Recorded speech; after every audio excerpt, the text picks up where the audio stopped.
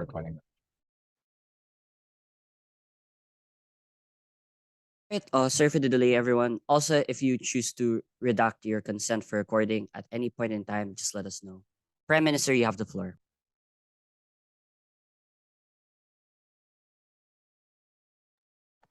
Hi, checking if I'm audible and visible. Yes to both. Great.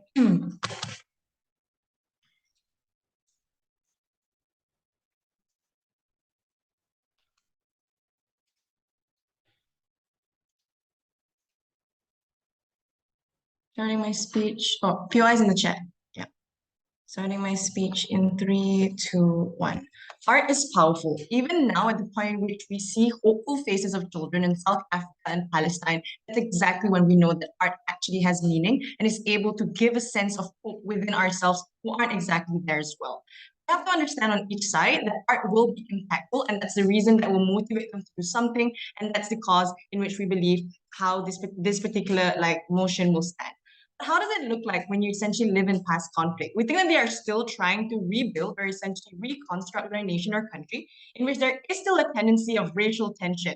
Maybe there's a civil war back then, or there was a religion conflict. We think at this particular point, it simply means that there is a critical juncture in which buy-ins could already be there in order for you to get out of that particular conflict. It looks like probably Nelson Mandela fighting for the liberation of Africa, with the white people also supporting it, or even the Rwandan conflict where we had both Hutus and the Tutsis together within the picture.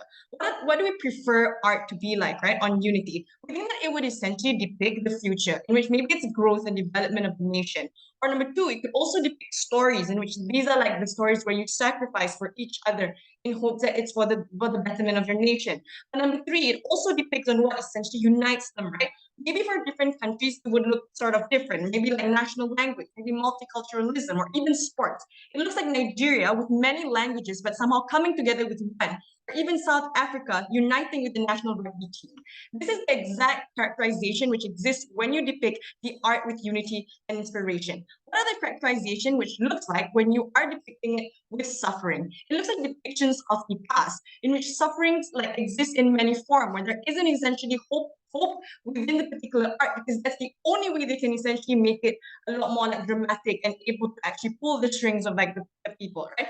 The framing for this is to understand what is the meaning of art, which means can it cause motivation or outcome for the betterment of the country? Because we think this is already a net benefit towards the artist for as long as you've proven this, right? The first argument to this is to explain to you there's so much suffering already in the past, and unity and inspiration art is the only counter narrative that will beat this. The first level is to understand what was the cost of civil war, right? We think that lives has been lost on each side. This looks like death, things that are gruesome. This looks like genocides that happens constantly. Comparatively, at the point in which you put these particular depictions, you're only reminding them of the past instead of what a future that they can essentially work on. Number two, notice that at the point in which this art exists for that particular depiction, there is a lack of trust with one another already, given that it's a past conflict, which means the distrust reminiscence of the war still exists within the particular art, and it makes it worse on the ground. Meaning to say, it's a lot more harder for them to work on simple things, like probably nation building, or like trying to find what are the best leaders in a government for them to unite, right? But the second level to understand this is essentially how suffering makes it essentially like a lot more harder for the artist itself. I think number one, it fans the flame of the conflict, right? Essentially, when you look at the particular art, there needs to be a protagonist or an antagonist, or essentially like a victim or like the villain, right? At this particular point, understand that it's very much up to the interpretation of anyone who's essentially looking at that particular art. And that's why the impact of tension becomes very much crucial within today's debate. But before I go on, PY. Closing? Yeah. Why will the state and a variety of other actors not also have narratives about unity? But that's simply like, we think that's exactly the reason why art is so powerful, and it's because of the interest of the particular like artist itself. We don't think that the state should intervene. If they want to, that's fine, as long as it actually has unity and inspiration. No, I don't understand why that's important. But understand that in order for them to be famous under like opposition side or like suffering like depiction, it's for it either be A, sensationalized, right? Or B, that it has graphic imagery. That's why you actually like have so much like feeling towards it, or have like such change of heart within it, right? But it also means like C, which is the most important one, it is hopelessness. We think that hopelessness at the time of conflict, within like before they went into the past conflict era, it was already hopeless. Which means to say, at that particular point, when you see that art, you are reminded that people will never intervene for your particular security. There was never a good faith actor within that particular point. And at that particular juncture, you don't exactly feel any hope from the particular art. But what does this mean to the artist itself, right? I think number one, it's very important because it doesn't essentially tie the art to be something that is calling for tension. The way here is to understand that you scope that area where the art can be sold, right? Essentially, because one particular like side will essentially love it while the other would hate it, right? So you're only being able to market it to that particular group only. So there's a loss of profit within, and that's a like bad harm already. But understand that B, you are now becoming a target to hit, right? Meaning to say that you may be the icon to one side, and things like microaggressions that happens within your interviews, right? Simply because now you have chosen a stance that isn't exactly neutral on your opposition side. But understand too, that art will be used as a political tool or symbol. The comparative here is to understand what are the benefits, like the comparative is to understand that we've given to you the benefits of it not being controversial simply because it's a lot more neutral and a lot more like peaceful, right? I think polarization exists within this particular post-conflict like area. Some people are just emotionally charged within like looking at that particular art, and understanding that art already has a historical like use for hate. We see this in like the Nazis and the propagandas. We don't exactly think that at the point in which we've seen the example of what it has done, to trying to do that in a post-conflict era is something that is good. My last argument here is to understand what is the profit with unity, right? Understand the framing here is to like understand what is the extent of the art being not only marketable, but also accepted in a wide range, right? Number one, in terms of marketable, we think that humans is like simply resonate to peace and essentially good feeling. So at the point in which you look at the art and you feel good, there's a lot more like aesthetic and vibes. You don't necessarily feel any sort of like hatred. It's more of like, that's such a great piece of work. And number two, in terms of the understanding, it's a critical juncture. So having a symbol of happiness means that there's already bipartisanship within that nation. It just amplifies the reason for you to essentially work better with the other tribes or like other societies within that particular community. But understand then that it becomes a profit for this particular like artist as well, because people are just so lethargic already. They're so tired of just seeing the same particular art, which means they don't want to be victims anymore, but they want to be heroes, right? They want to have the capability to essentially have hope, different from the past, when they were exactly just the victims and they had no voice to essentially portray something in a piece of art. We think that we've given to you that these are incentives for the art to be a lot more like profitable, and we've shown to you how exactly this is detrimental towards society itself. OG.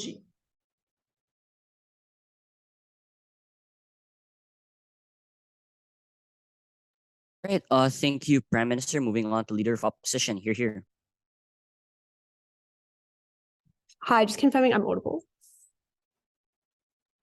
Yes, you're audible. Sweet, thank you. Panel, art is very powerful, but it cannot rewire reality. That is to say, depicting things that are hopeful does not delete the enormous amount of suffering that people in post-conflict states have experienced and continue to experience. But also, in the same way, depicting the suffering that you've experienced does not make you feel and does not make other people feel that it will last forever. It is, however, a very real acknowledgement that that suffering was valuable. That suffering is not something you experienced alone.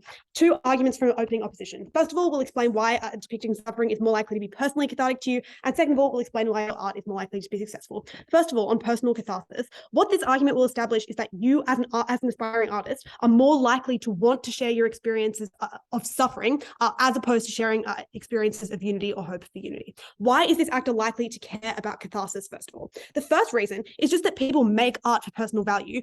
People make art because they want to. You can make a lot of money in other places. People often do it because it's very personally fulfilling to them to be able to express their emotions in that way. And we've noted specifically that the way in which you you experience the creation of art and the way in which it serves as personal catharsis to you is certain. That is to say, you don't know if your art will ever be successful. You don't know if other people are going to like it. You don't even know if they're going to be able to see it. What is certain to you is what the process of that creation looks like and how it feels to you at that time. But the second thing to say is that even when your art does reach other people, there's always a barrier between you and other people's reaction, right? Like, you don't see every single person consuming your art. You don't know if they like it. You don't know if they even care. But your personal experience of creating that art is always the most tangible to you, and that's why you're likely to care about that catharsis. So why is it then that depicting suffering is more likely to be important to you? 5 reasons. The first is that the kinds of conflict that we are talking about, these kinds of political conflict, are often super bloody and super violent. They often involve the repression of particular groups, and that is something that you have experienced extraordinarily tangibly. That has been something that's been super close to you. But the second thing to say is that even if you have not been involved specifically in that conflict, you've seen other people experience. You've seen people that you care about go through things that are terrible. You've seen people around you die. You've seen the way in which it's impacted your family, particularly for long and ongoing conflicts. You've seen it impact your family. You've seen it impact your interpersonal relationships. But the third thing to say is that all of the things that we're talking about, sort of examples of suffering, those are things that have happened to you in the past. Those are things you have already experienced, and that means they're more likely to be tangible to you. And this is what OG say when they say, oh, well, this conflict is in the past. We would say that often is likely to be ongoing, but the mechanism still stands, which is that you have experienced it, you have first-hand concrete memories of that. But things like hope and liberation are necessarily forward-thinking, and so they're less tangible to you. You know what your memories are like, you care about them because you've experienced them, but things like hope and liberation are further off in the future, and it's harder for you to conceptualize. But fourthly, suffering and sort of bad emotions, experience of sadness and anger need to be unpacked more, and that's just for the reason that they're harder to understand. People feel as though things like suffering are sort of more esoteric, more difficult to conceptualize. It is quite straightforward and easy to understand why things like unity and liberation are important, but it's harder to understand why you feel sad all the time when nothing bad is happening right in that moment. It's hard to understand why you're angry at your family even though it's not their fault. Suffering needs to be unpacked, and that's why specifically suffering is something, depicting suffering is something that's cathartic. But the fifth thing to say is that people often, particularly in post-conflict states where governments want to paper over bad things that have happened, or when the military interventions of other countries don't get talked about on the global stage, people feel as though their suffering has been forgotten, particularly for small ethnic or religious minorities in these kinds of conflicts. They feel that suffering has been forgotten and they want to talk about it. These are the people that we're talking about. All of that should explain to you why you are likely to be more moved to depict suffering than you are moved to depict unity or inspiration. And the impact of that is 3 things. First of all, the art creation and that process that we explained to you is something certain and something that you alone experience is more meaningful to you, and that is a huge benefit. But second of all, it allows you to work through a huge amount of trauma that we explained to you structurally why you're likely to have, and that is super meaningful to you. But third of all, the comparative necessarily, if you are experiencing all of these feelings of suffering, if you are confused about them and you want to express them on the Gov bench, this necessarily forces you to repress them and not talk about them when you talk about things like unity and inspiration, and we would say that that is a harm. And the important note that I'd make at the end of this is just that this is upstream of any other impact. Any impact about how governments or how people will receive your art is sort of necessarily speculative, right? Like, there's a million factors that go into the things that make art successful, but this proves to you concretely and certainly upstream of everything else, that you as an artist are likely to feel suffering, you're likely to want to express it through art, and we allow you to do that. I will take closing. Opening. At the point at which you have to relive your trauma and have it criticized by people who are engaging in the art world, at what point is that cathartic for you? At the point at which you're making the art, right? Because just like, you have to relive it anyway. You've experienced enormous trauma of going through conflict. Your family has experienced enormous trauma. You experience that anyway. It's either you squash it down and you don't talk about it, or you sort of expel it cathartically through art. We would say that's a huge benefit. But second of all, we'll explain to you, and I guess this responds to the second part, why your art is likely to be successful. This explains why people are more likely to appreciate your art if it depicts suffering. And we think that's important to you for 2 reasons. First of all, it allows you to have career success to the extent that you care about that. But second of all, it allows you to feel like people sort of care about what you're saying and resonate with it, and you feel as though you've delivered an emotional benefit to other people and you've helped them, and that is important. So why is it this is likely to be more successful? 5 reasons. The first is that, and our closing conveniently points out in a POI, but we were going to say it anyway.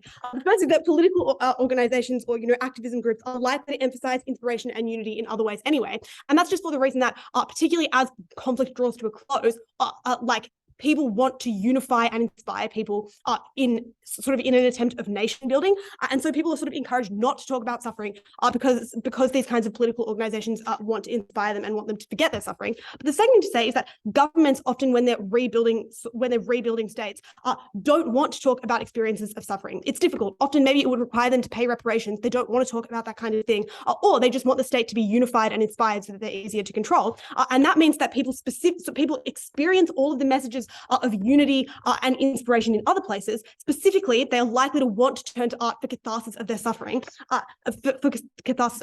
and that's why uniquely they will turn to your art if it depicts suffering. The third thing to say is that all the reasons we explained earlier suggest why people overwhelmingly are likely to have experienced enormous suffering, and that is why they do want to talk about it. They do want catharsis. All of the mechanisms that apply to this individual probably apply to a huge amount of other people as well, and that is why they're likely to turn and given that, they are likely to turn to art. Fourthly, though, as I explained in the first argument, suffering is harder to understand. It doesn't feel as straightforward to people as things like inspiration or unity do.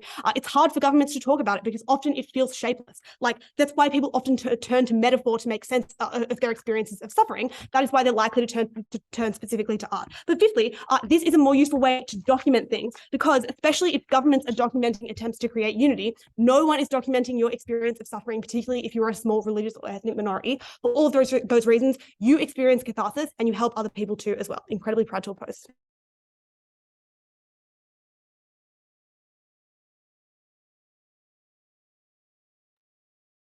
Okay, thank you, Leader of Opposition, Deputy Prime Minister.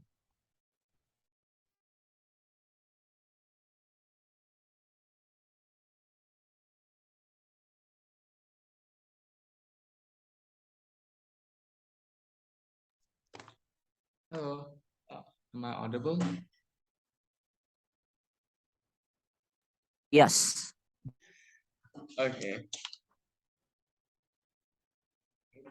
Pronouns are he, him. I'll take a PY from closing.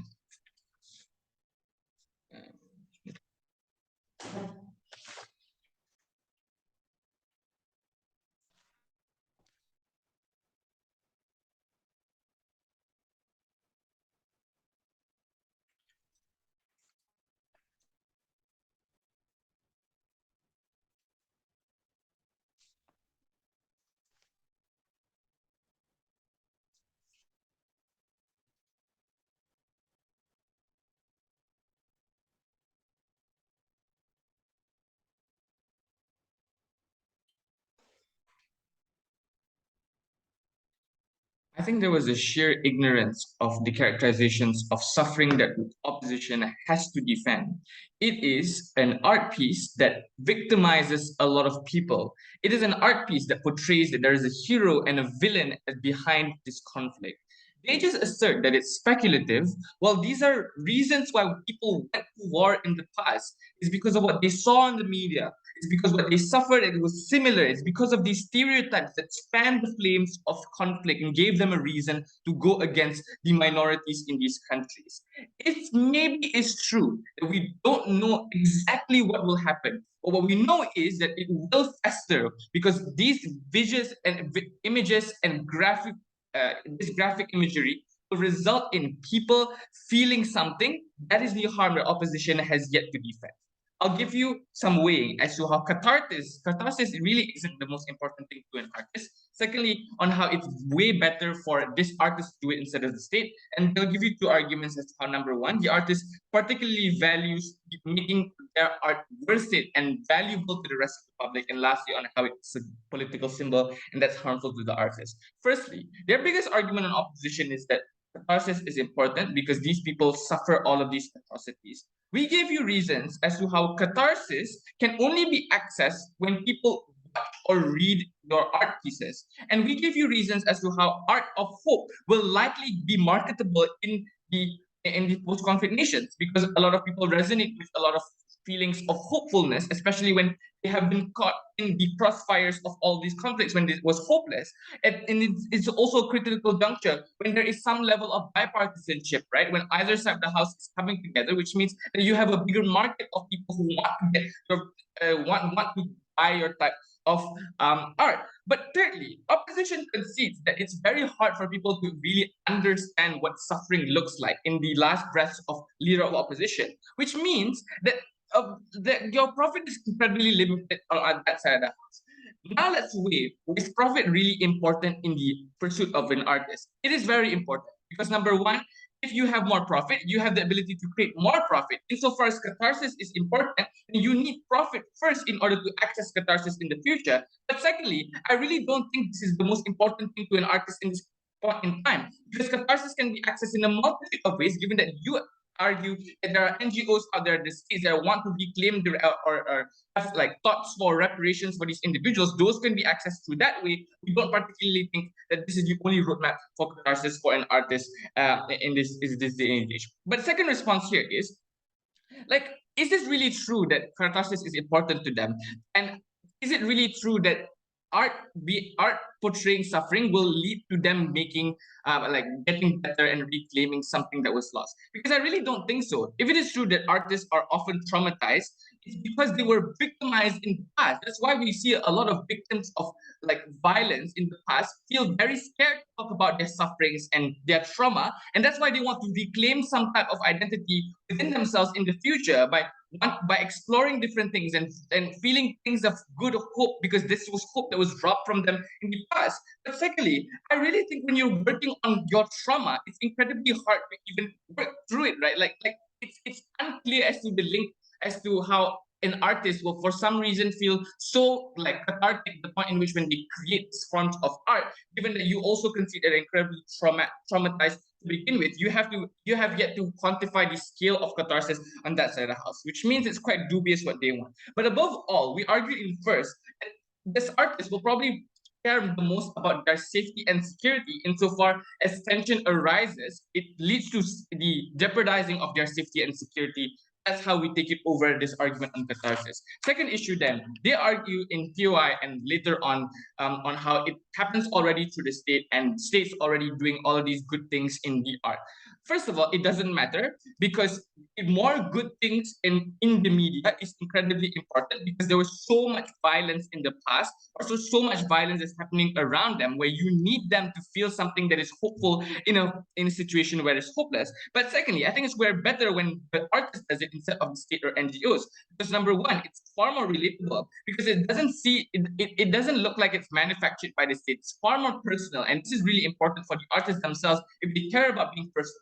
Secondly, I think it's in the point of view of the artist, and this is a person that is a citizen of the country that wants something that is good for them. I think this is also marketable, because you are representing the wants and needs of the people, as opposed to the state that's telling you what to do and telling you to be united. But thirdly, I think you have more freedom as an artist, because if you have, because as an artist, you have you're not confined by the regulations of the state, so you can explore a lot of these stories of unity and inspiration that the state would otherwise not.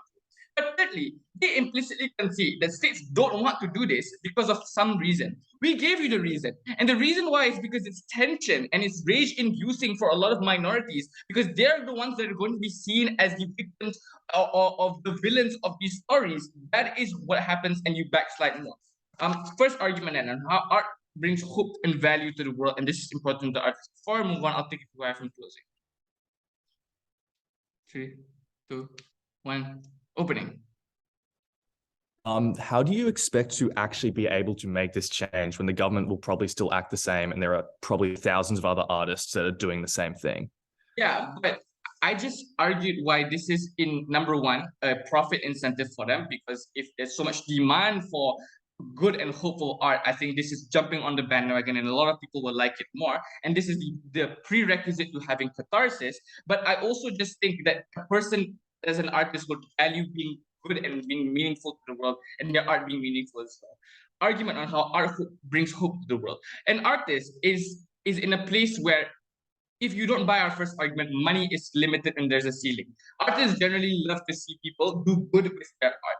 How does this happen when you portray arts of humanity? Firstly, there's stories of motivation, and it encourages people to do good. And this is really important for nation building, because art that portrays unity makes people want to sacrifice for the other person out there. It makes people want to provide for things that are in like the government institutions, like healthcare, like becoming soldiers for the nation and working together for unity. These things, the art of that portrays unity and inspiration inspires people to opt into those things where they otherwise wouldn't have. But secondly, and more importantly, they humanize these individuals that have been suffered.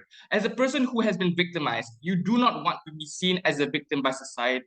And this is the only thing that the artists owe to them, is to portray them as the hero of their own story. For all those reasons, we have to.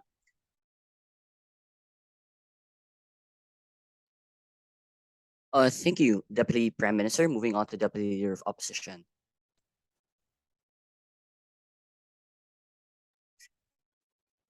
Hey, check, I'm audible. Yes, you're audible.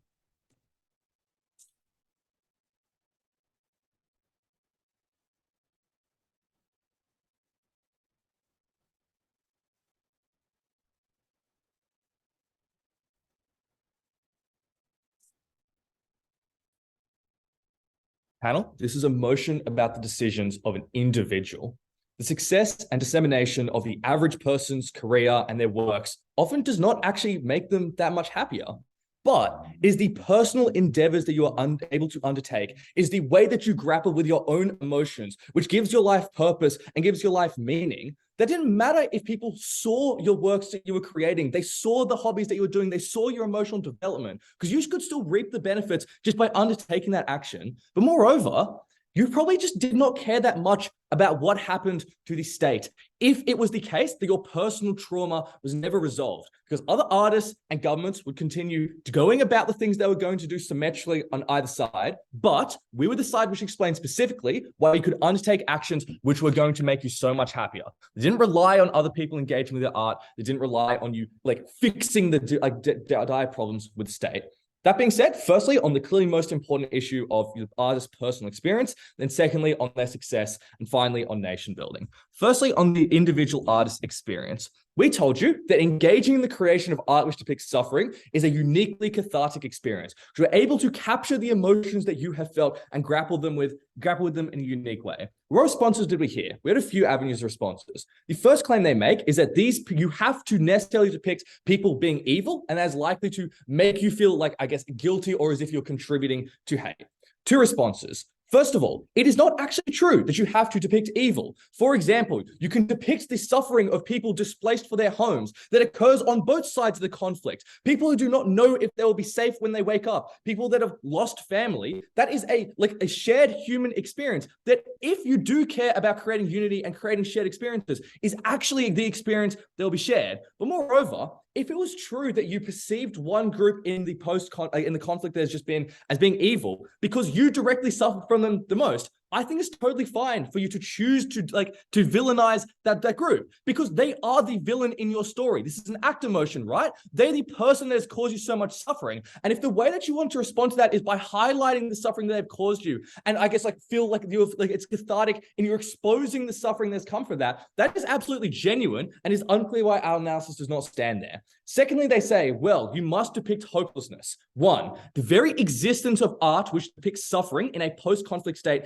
exemplifies hope. It shows that things were bad, but that things are getting better. And importantly, it highlights that in order to learn from our mistakes, we must keep that suffering in mind, which is exactly why the creation of art is the transition from a state of hopelessness to a state of hope. But even if that is not true, I'm deeply unclear what the harm is. If you are a hopeless person on either side of the house because government propaganda about unity cannot convince you to be hopeful, it's unclear why the creation of art makes you less hopeful. Rather, all our analysis about catharsis still stands. Next, they said you're going to garner hate from the creation of this art. Three responses. One, this is contingent on the success of your art, which they literally never prove. Two, just vibe the impacts here, right? The kind of group which is going to hate you is the group that already did things like cause you trauma and conflicts. I just don't think that you care that much if they hate your art. But third response, you're likely to disseminate this art within the communities that, one, you care most about, but two, note that that's the community which has gone through the same experience as you and thus is likely to respond to this art quite well.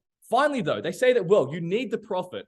Firstly, profit is obviously uncertain. They never give analysis about why this art is necessarily going to be more successful. I'll give you analysis later on as to why it will be less successful. But secondly, their explanation of why this is upstream just doesn't make sense. It is cheap to make art, and we give the analysis as to why success does not matter for you being able to experience catharsis, and thus that analysis fell out. That meant that our impact still stood. One, we said you were able to create art which felt meaningful in the process. But two, you were able to create art which allowed you to grapple with your emotions that were thoroughly confusing. But three, you avoided the comparative harm of having to lie to yourself, of having to engage in the state propaganda machine that denied you the experience that haunted you at night. But also, in the world in which that suffering is ongoing, you had to lie about its existence and pretend it did not happening. That was the absolute worst thing. Final thing before I move on, though.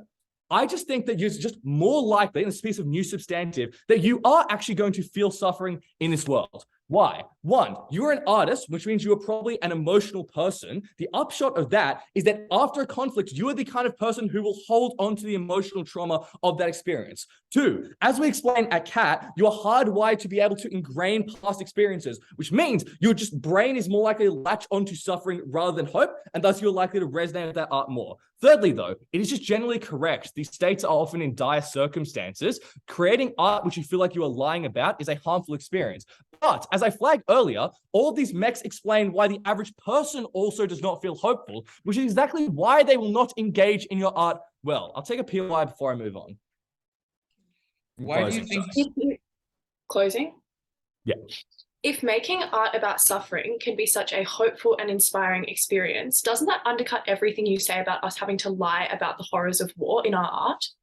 Well, obviously, there's a difference between depicting art, which is like about hope and unity, when you feel like the state you're in is like going to lapse back into the war and conflict that existed before, compared to engaging in art about suffering, which highlights the past, and you realize is probably the way to make people remember that suffering and thus not repeat it. Okay, that's obviously the most important clash out of the way. We've explained why the personal experience, which is certain because it doesn't rely on like external factors, we're winning. Then on the success of art, their only response is to say that there is now only one party that can engage in your art. One, as I flagged earlier, this is not necessarily true. You can depict universal experiences of suffering. But two, it is probably the kind of success that you cared the most about, is your community which now sees you as a local hero because you depict their experience and their plight against the oppressor, and that is the actual success that you care about. What did we say? We said that you wanted to exact the greatest emotional reaction, which is why my analysis about why the populace experience of suffering is so important. Because if you care about people's reaction to your art, this is the way in which you benefit the most from that. But moreover,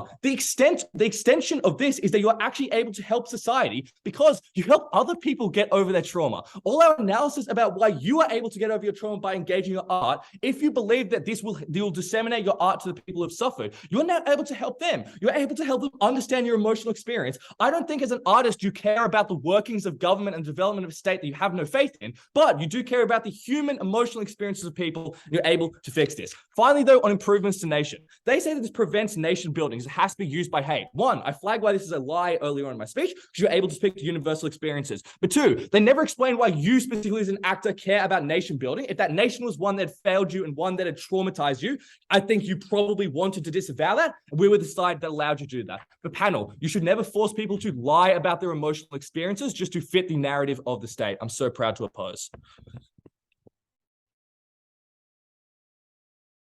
Right. Thank you, Deputy Leader of Opposition. Moving on to Member of Government.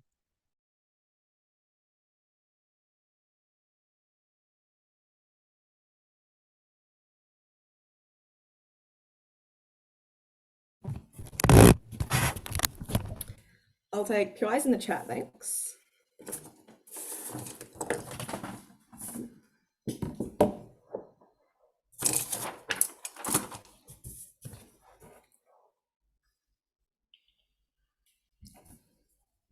There was a reason why in Ukraine, Banksy paintings were springing up depicting daily life, depicting children on seesaws, depicting ballerinas. There was a reason why in Ukraine, circuses were full of packed audiences, despite the fact that they was currently being invaded. That was because this wasn't lying about the suffering that you were experiencing. Having joy in art, having hopeful art, was about showing that you were human, was about showing that you were surviving, was about showing that your life was about more than pain. Catharsis did not just come from experiencing only suffering. Catharsis came from recognizing that you could continue to live, that there were things that were worth living for, that your life had meaning, it had joy, it had things that you could hope for in the future. That was the way you were able to attain the benefits that opening opposition wants to claim in this debate. That was the biggest harm that you as an artist individually could get, when you were able to not just wallow in your suffering, but to actually overcome it and see a way forward that was healthy and that was good for you and your relationships and your life. Two extensions in this speech. Firstly, on how I'm going to flip OO's material and show you how creating hopeful and inspiring art is actually much better for your mental health. And then secondly, on why this brings economic benefits to the argument, I'm going to flesh out what OG pretty much just asserts to you. So, why then do we flip OO? Note that here, if I am successful in this, we co-opt all of their weighing on why this is the most important outcome in the debate. But it also gets us over OG because they simply try to outweigh this point by saying that societal benefits are more important. Yes, perhaps. But we think that at this point in the debate, it's very unclear to the extent that those accrue, and it's much more important to this individual artist that we get those important personal harms. Let's note firstly then that obviously at the point at which you live in a post-conflict state, you're probably living with trauma and in a situation informed by trauma. That was something that could not be escaped in your daily life. Note that when opening opposition tells you, you feel like your suffering's been forgotten, they ignore the scope to which these states are marred by the conflict that has occurred. You simply cannot feel that this has been forgotten at the point at which it is informing the ways in which you live in this country. But let's note that this was not your whole life. You had people that you loved. You had things that you liked to do, like create art. You had things that brought you joy in your life. You had a life that went beyond just that suffering. This was the reason why when people felt sad, they often read, say, happy books about romance or something. That was where the art that we saw cropping up in places like Ukraine was art that was hopeful and about daily life, because people wanted to remember that more existed than just this suffering.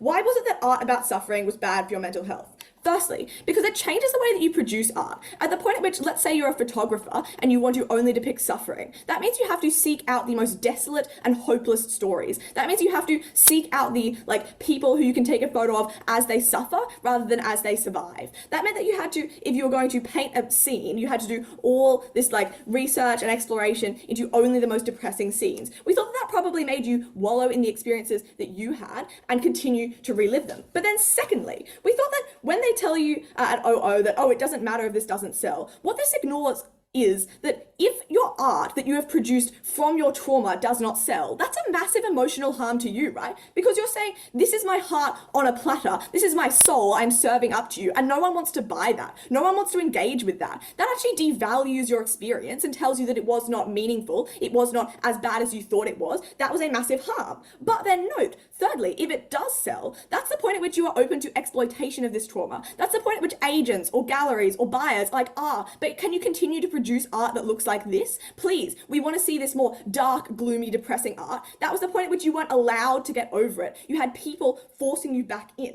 What that meant was that you were less likely to be less incentivized to do things that dealt with this art. You were less likely to try and get over resentments that might exist. You were less likely to try and make peace with your neighbor, and that inhibited the way that you were able to live your life. But you were also less likely to do things like, actually seek out help for mental health, because at the point at which your cash flow came from your trauma, you wanted to keep extracting money from that. But then fourthly, we thought that at the point at which more people are you produce art on this, people are criticizing your experience. That looked like things like someone saying, but you didn't really live through that, I lived through it worse, and so I don't think you should be depicting that event if you're depicting something you didn't live through. That looked like people seeking out details of what you'd actually experienced. We saw this a lot with people who depicted art around things like sexual assault. The audiences then delved into their experiences and continued to extract details for them in a way that was incredibly harmful. What were the impacts of this? Firstly, it was incredibly detrimental to your mental health. But then secondly, it was also detrimental to your relationships around you.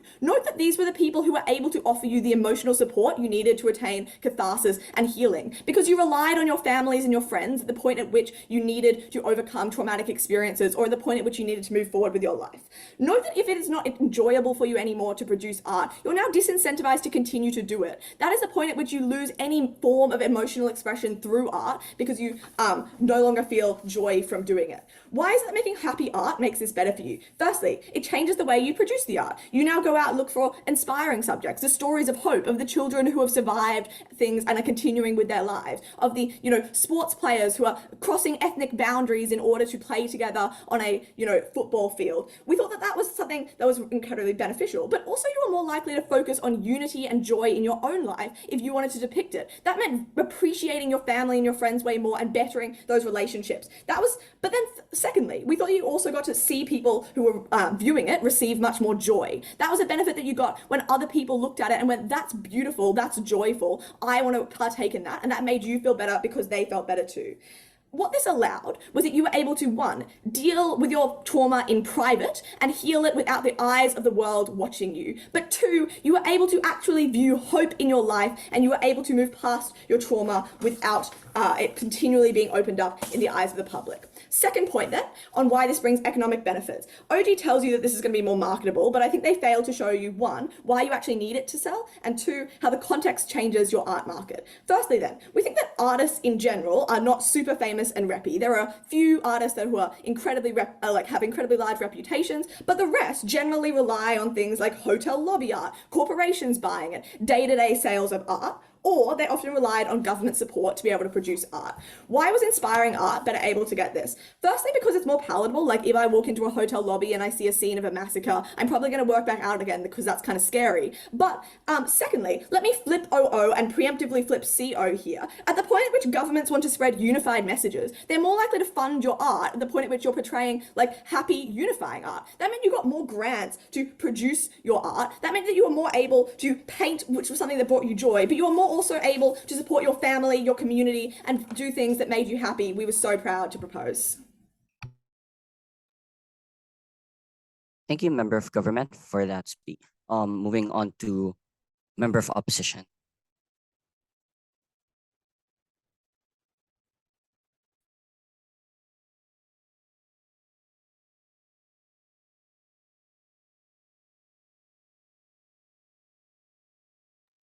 Hey, can I be heard? Yes. Oh, sorry, just give me 1 second.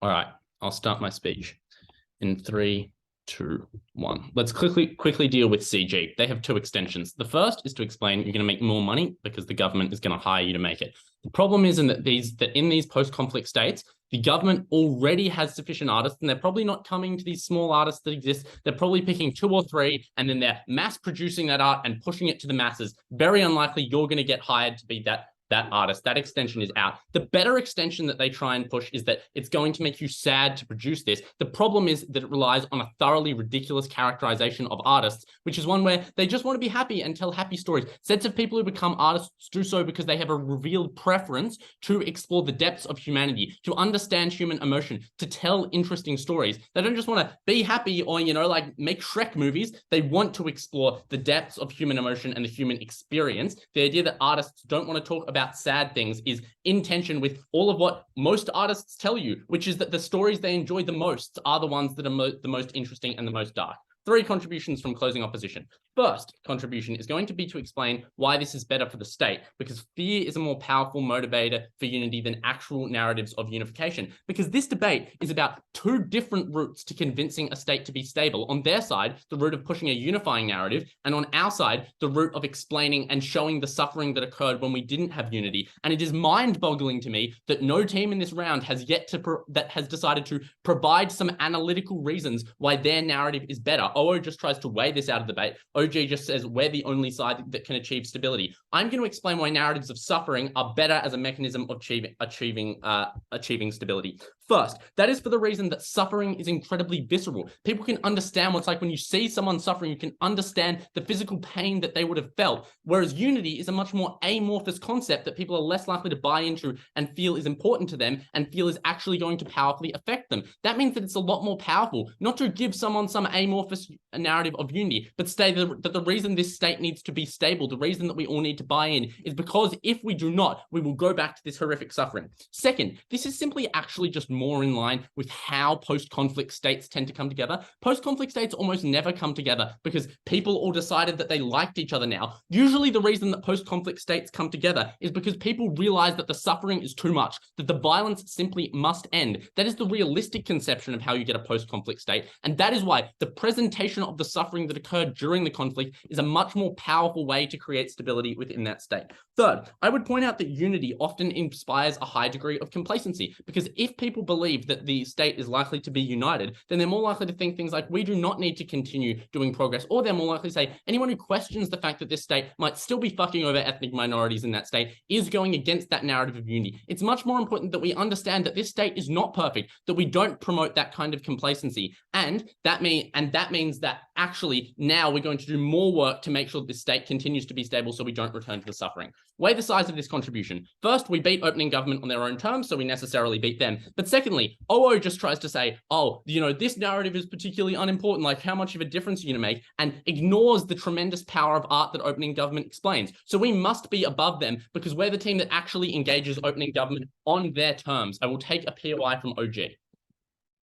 Your premise on the assumption that unity is theoretical, real-life stories of sacrifice for other parts of the community reverse stereotypes and encourage unity as well. Please engage with that characterization. Bizarre POI from the team that's standing against suffering to say we're going to tell stories of people's sacrifice. Obviously, things like the suffering that occurred when people had to sacrifice are stories of suffering. But I've also, that POI, even if you believe it, is just, here's an example of a good piece of unity. I provide structural analytical reasons why the depiction of suffering is better for stability than stories of unity. Second extension from closing opposition is to explain why this is actually better for the individual. The first reason is that the first thing we're going to take is explain why this is actually better for them being able to sell their art. The first reason we provide is that this market is already saturated. That's for the reason that the government has incentives to provide the art. This is provided in a POI by Ben. Kat tries to claim it at leader of the opposition, but we already had that in the debate. That's a closing opposition contribution. The second reason is that this art will continue to be relevant long into the future. So you're likely to have a larger time when people are likely to buy it, because post-conflict states are often deeply politically unstable. And when the political winds change, so do the stories of unity that people try and push. That's to say, if this state goes back into a state of conflict, or if this state has a new government which pushes a new vision of what unity looks like, then your stories of unity are no longer going to be relevant, and that means that you no longer have a market for your art. Whereas stories of suffering will continue to be relevant through all of time, because suffering is an important narrative regardless of what the particular political situation is. That means on government side, the art can become outdated, you lose your market, whereas on our side, the art will always be relevant because suffering is already relevant. Third, we explain you now have more of a market outside that state, and this massively expands your market because art can cross borders. Art can go to new countries into new contexts, whereas other countries do not care about the particular narrative of unity within that country, but people who live in other countries will care about the universal human experience of suffering. So for the individual, we win on the metric of the market. For the individual, we also win on the metric of how likely this art is to be nice for them and nice for them to make. OO's mechanism here is one of catharsis. The problem with this is that it relies on you importing a whole bunch of assumptions about the actor that they had also been through this set of harms, and that they weren't a powerful person who might have been insulated from this. Our reasoning is going to explain that this is simply better, more interesting art to make, which works regardless of what the state of the actor is or whether they'd been through the set of things that opening opposition assumes they'd been through. The first reason it's better art is that it's simply more reflective of the real world, because unifying narratives are overly simplistic, and that means that we can actually comment on the real world. Artists want to reflect the real world world in their art. The second reason is that you're more novelly contributing to the artistic canon, because as we explained, the state has an incentive to fund art already that is unifying. And opening opposition kind of says this, but they don't identify with why this makes the art deeply unsatisfying for the artist. And that is for the reason that now you do not feel like you are novelly contributing to the artistic canon because there is already sufficient art covering that suffering, that unity, whereas there isn't likely to be for that suffering. The third reason this is likely to be better for the artist is that they feel like they are telling important sets of stories, because we would point out that these stories are often not told counterfactually for the reasons that narratives of unity are used to erase these stories. And we think it's a near universal moral intuition that you should tell the stories of those who suffered. The thing we're going to explain is that you as an artist probably care about this particular moral principle. First, because you're altruistic. Second, you probably got into art to tell important stories. Third, you probably grew up idolizing artists that would tell important stories. So you probably feel like you have an obligation to tell these sets of stories, which weighs over every other issue in the strength of the individual. Because if this individual feels like they have an obligation through their unique set of artistic skills that they are not discharging, that is the most powerful reason why government bench must lose this debate. Thank you, member of opposition, government whip. I'd like to take POIs verbally, please.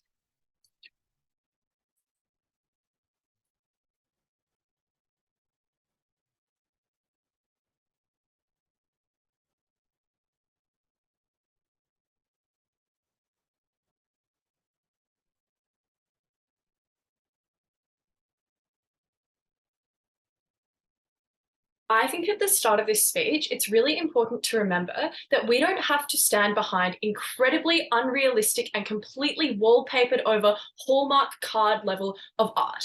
I think that we can still, at the most kind of unreasonable characterization of our case, still stand for art that looks like soldiers coming home and picking up their children after they've come back from a war, which is universally recognized as nice and inspiring because it makes people cry happy tears and gets millions of likes on Instagram Reels, but it is still like it obviously doesn't completely ignore or obliterate the fact that they must have come from a war because they're wearing military uniform. I think we can stand for things like children smiling in post-conflict zones, even though they've obviously been decimated by bombs and things like that. And I think it is really important to remember that that is the conceptualization that we have of this art in the debate that has never been kind of substantively overruled. Firstly, why do we take it over opening opposition?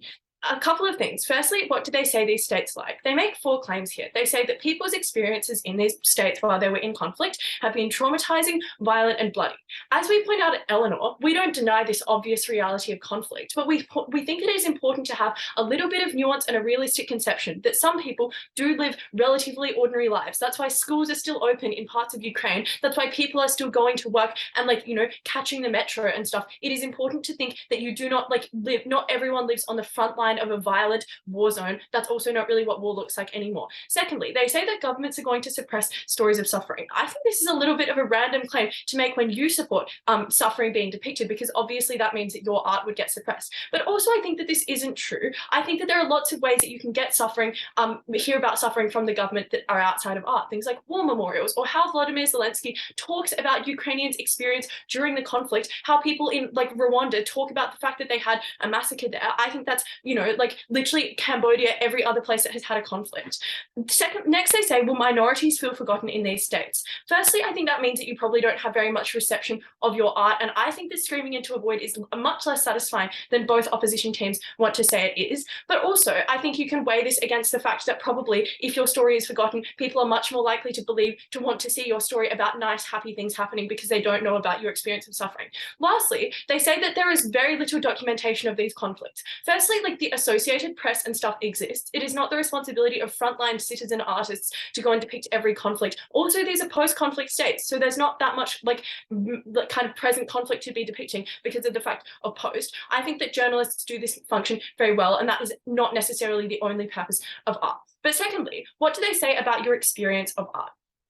I think they give you kind of two pushes. Firstly, they say that there is a definite unique catharsis that you can work through that comes from working through your trauma in creating art. And then DLO tries to deepen this by saying, and artists are kind of known to be really sensitive people who probably feel their feelings very strongly. So that's very important. I think, firstly, this ignores the fact that there are lots of alternatives. I am not a very artistic person. So to resolve bad things that have happened to me, I talk about them with my friends and family. I think people can do all sorts of things. We probably stand for them doing things like going to therapy rather than just making very upsetting paintings. But secondly, there is literally no guarantee that processing your trauma in art is going to be successful. Look at the immense history of traumatized artists who have made very upsetting, graphic, sad art and have not become incredibly happy people by the end of their lives. I'll take a POI from opening. It is true that you might continue to make art about your suffering. We've already explained why art is your preferred way of dealing with this trauma. And if you fail to do that, you have to deny it. You can never enjoy your happiness or your success. I don't think you have proven that because you've just said, oh, but they're artists. I think you can enjoy being an artist because you like the noise that music makes, but you can also enjoy going to therapy. And that's probably a healthier way than internalizing your suffering and saying, the only way I can get out of this is if I paint my way through it. Compare all of that stuff about your experience of art to what Eleanor tells you very persuasively. What about if you get a really bad reception of the art that you make that was meant to get through your trauma? Obviously, that probably flips the benefit back towards our side. But also, what about the mental health benefits of looking for positivity, of looking for joy, or the kind of indomitable human spirit everyone likes talking about at the moment? What about the benefits of not always associating your sketchbook with thinking about horrible sadness? And what about the benefit of reflecting on the fact that you have had personal strength in overcoming these things, that your community has had that? I think those things weigh much more heavily in this debate. But lastly, what do they talk about success? Firstly, important to note that all of their material about success that you hear at CAT is then undercut by DLO saying, well, you don't really care about success that much at the beginning of their speech. I think we disagree. Artists probably do care about success. That is the revealed preference that they have shown. But secondly, they further undercut this when they say, well, the government might suppress your work, or your suffering is really complex, so now you make complex art. Obviously, this means A, your art is less accessible, and B, you're less likely to get the success and positive reception that we think validates your story. But then what does CO say? They try to respond to our material by saying, firstly, governments don't give out many grants, so you won't get any grants. That's just not how grants work. Some objectively quite bad artists, in Australia and in other Western countries which have experienced conflict still get grants. Not everyone is designing a war memorial. That's just untrue. But secondly, they say, well, clearly you like making sad art because you're willing to do that. I think firstly, this is an actor debate. We can convince the actor of what is in their interest by, that's why we're debating about it. Secondly, sometimes you have an initial preference to do something that is a bad way of dealing with something. The fact that lots of people don't go to therapy and do make really depressing art probably doesn't mean that is a good thing to do. It is probably more in your interest. That's why we get to debate about this, to actually try and make positive, contributions and have positive experiences. But then secondly, they say narratives of suffering promote unity. Firstly, I don't think this is any artist's primary concern. Maybe they would have gone into politics or something if we, really want to talk about what people prefer to do in this debate. But empirically, that's also not true, because nation building projects never say, look how horrible and horrific our experience is, you should be scared it will happen again. They say, we are really brave people and we've moved past bad things happening and we've come together. That's really important. But even if fear is so powerful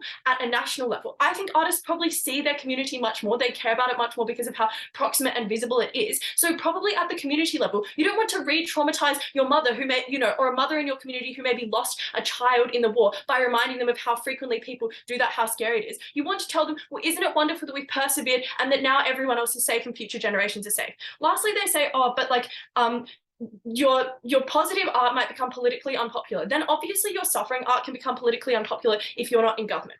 Why are we the most important benefits in this debate? Because we give you significant personal benefits in your artistic production, saying that seeking out productivity, having better associations with how you make art, and not opening yourself up to exploitation by vicious gallery owners who just want to see you do traumatizing things is better for the way you enjoy art. Secondly, by saying that now you're no longer open to things like the damaging backlash and critique that would really hurt you, and that you can be a positive role model for your community, that reception is far better. But lastly, because we're much more likely to get commercial success because this is widely accessible, broadly appealing, and likely to get better involvement with grants, this directly flips OO's material incredibly proud to propose.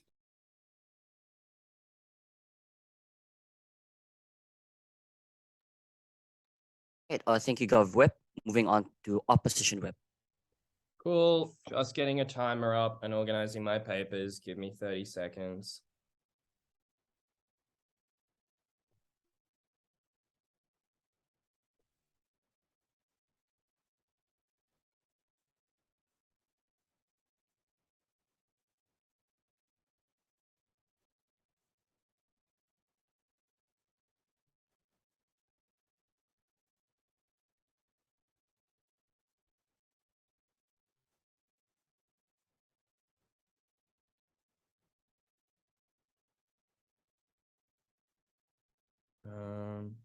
Sorry, one sec.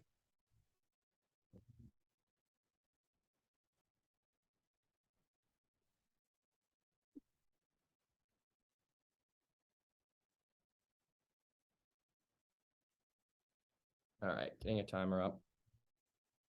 Starting in 3, 2, 1. The extensions that we provide at closing government are particularly important. The first is to explain why for individual artists, this is likely to be a form of expression that is more meaningful. And Matt explains why our reasons are analytically distinct from that of opening opposition. We do not rely on importing a bunch of assumptions. But secondly, actually, you know what? I'll leave it there and I'll weigh the other stuff later.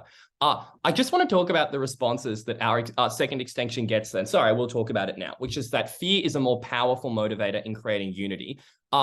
Check your notes. Whip does 10 seconds of rebuttal to CO, does not do role fulfillment. That was ridiculous. And the only rebuttal that they give is just that artists don't actually care about having a positive impact, and this is not within their available concerns.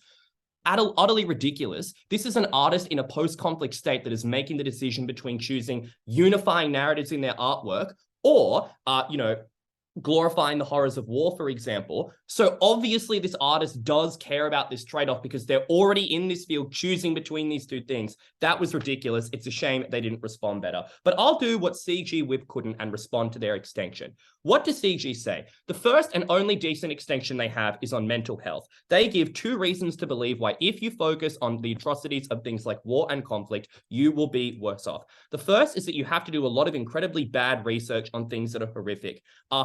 There's like a huge gap in logic here. And it's just that focusing on bad things makes you sad. And it becomes a lot clearer why they run this analysis when CG Whip says, I'm not an artist, because maybe for the layman's person who was not immersed in this conflict, maybe for the layman's person who did not have these experiences, it would be awful to do things like research this trauma. But that doesn't explain why an artist specifically would not be able to do these things. They probably also have these experiences. They probably don't need to do a shit ton of research in the first place, just for the obvious reason that not only have they experienced these things, but they probably want to import their own messaging onto a top of what's happened. They don't need to literally go out and dig up bodies in order to figure out what happened. That was incredibly ridiculous. The second thing they say is that you're not allowed to get over it now because people will criticize you for it, or you'll have to keep producing this sort of art.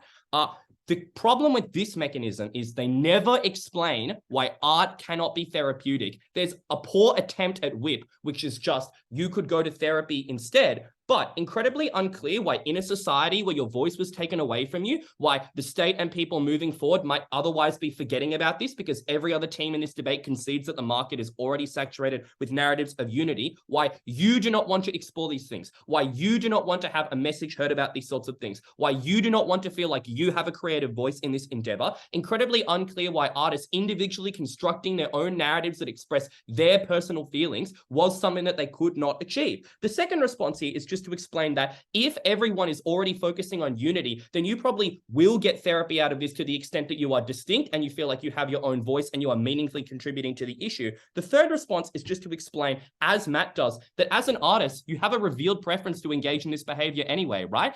They're like, artists can just go to therapy. No, people opt into art because they find that a meaningful expression of their creativity. It's the same reason actors opt into acting. It's the same reason politicians act into politics, because they recognize that sphere is the sphere of, modality that allows them to actually express themselves best. The only other extension they have is that you will attract lots of art from things like investors and hotels, and you'll get subsidized by the government.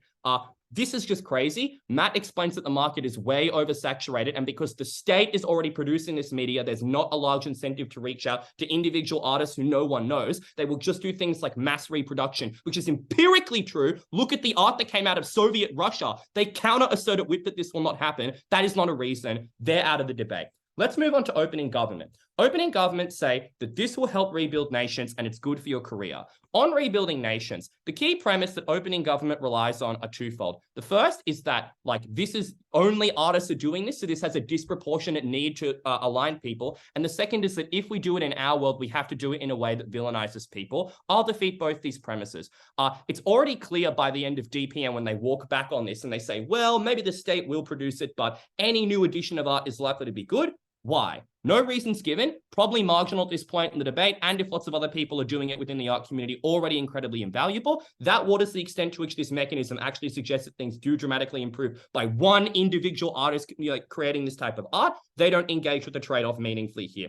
The second thing they suggest is that this has to be done in a way that upsets people. First of all, obviously both sides acknowledge that artists have things like profit incentive, so it's incredibly unclear to me why you would do this in a way that just makes everyone mad by making the majority of the population seem like they're absolute villains. Seems like only an incredibly stupid artist would do this. But we flip this in our extension by explaining that you revoke real feelings of regret. You revoke real feelings of anguish within people. You actually make people feel bad about what's happened. You make people think about the atrocities that have occurred, and you never want people to relive them. That is what promotes unity. That is what promotes discussions. That is what promotes, in the worst types of people, actually engaging with the other side and trying to understand them. Before I go on, POI OG.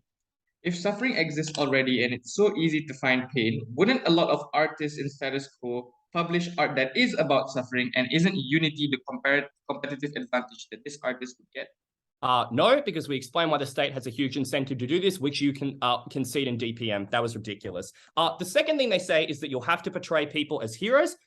This is just obviously stupid because it's untrue and no one would believe this or buy into this. So obviously on your world, it's more likely that your art is dull, feels like propaganda, and is criticized as being uninspiring or is never looked at in the first place. This is important because it shows you that you're more likely to do art in a sophisticated way. You're more likely to evoke real feelings within people. You don't idolize a future that didn't exist. You focus on a past that happened. The only other thing they have is on Korea, but that sufficiently get dealt with at Matt. I'm not going to go over it. Let's talk about opening opposition. They say that this will be cathartic. One, imports a bunch of assumptions that we have no idea are true. They never explain why, even if you've been affected by these things, they don't apply in the reverse way. That is to say, if you've been fucked over by this, why wouldn't you maybe like inspiring messages? What we do is explain that individuals have their own voice now, and it is not meaningfully contributing in an arts. It is meaningfully contributing in an art space that actually empowers people, feeling like their voice is heard, and it is likely to occur more when you focus on these sorts of messages. But more importantly, we explain that the success of your art is likely to apply outside of the state and is likely to be continuous into the future because unity narratives change when different governments come into power. But this suffering is permanent and it is melded into people's minds. That's why you always have an audience. For these reasons, vote CO. Thank you, Opposition Whip. Thank you, debaters, for the debate. Please cross the house and then leave the break